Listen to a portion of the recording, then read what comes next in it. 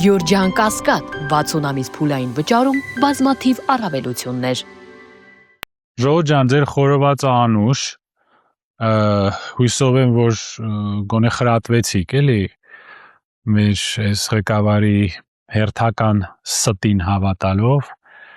մարդիկ ուրախացել էին որ իսկապես ինչ-որ տոն է լինելու ձրի խորոված են տալու պարզվեց 6000 էր 200 գրամը մսի եւ կարտոֆիլներ 1000 էր թե 2000 էր այսինքն մոտարապես 16-ից 18 դոլար դա Եվրոպայի միջին կարգի ռեստորաններում եւ Ամերիկայի միջին կարգի ռեստորաններում այդ փողով դուք մի ամբողջ Նյու Յորքի ստեյք կարող եք ձեռք բերել այսինքն խորովածի հարցով էլ խաբեցին Ղարաբաղը հերիք չէր Զանգեզուրի Միջանցքի այդ բլեֆը հերիք չէր դե ուրիշ հարցերով էլ խաբեցին այդ հերիք չէր մի հատ էլ խորովածի հարցով մեզ բոլորիս խաբեցին շատ զղջում եմ դրա մասին ես հույսով եմ որ քվեարկության օրը այս մարդիկ ուտելիքով չեն մտնելու այն վայրը որտեղ դուք քվեարկելու եք եւ ասել են տեսեք ես մենք ձեզ գթալով կերակրենք մենակ դուք մեզ ձայն տվեք եւ այս մարդիկ ասում են որ վստահ են որ նրանք կշահեն ընտրությունները եւ ունեն 65% եթե դուք խորովածով մարդ եք խափում որ գան ձեր ցույցին մասնակցեն եթե դուք ամեն օր ինչ-որ նոր մարդ եք ձերբակալում նստացնում դուք վախենում եք այսինքն դուք գիտեք որ ձեր ռեյտինգները կտրուկ ընկել են եւ դուք գիտեք որ դուք չեք հաղթելու այլապես դուք կարիք չէիք ունենա այս էժանագույն այս տրյուկերը անել մարդկանց խափել խորոված խոստանալ որ նրանք գան ձեզ աջակցեն եւ տեսնեն այս խայտարակ մարդը ոնց է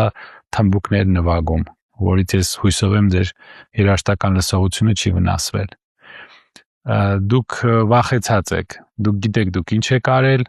դուք գիտեք որ դուք պատասխան եք տալու ձեր ասացի համար եւ անգամ արևմուտքի հատուկ ծառայությունները եւ այդ բոլոր սորոսական գրանտակերները ձեր քարոզիչները ձեզ չեն փրկելու իսկ խորովածի հարցով դե մի անգամ խափեցիք երևի երկրորդ անգամ չեք կարողանում խափել ժողովուրդ ջան անուշար եք խորովածը անուշար եք այն մարդիկ ովքեր դա ընդունեցին բայց ուտելուց հետո քվեարկեք ձեր ցանկացած տեխնացուին նրանք երևի ձեր հետևից չեն մտնելու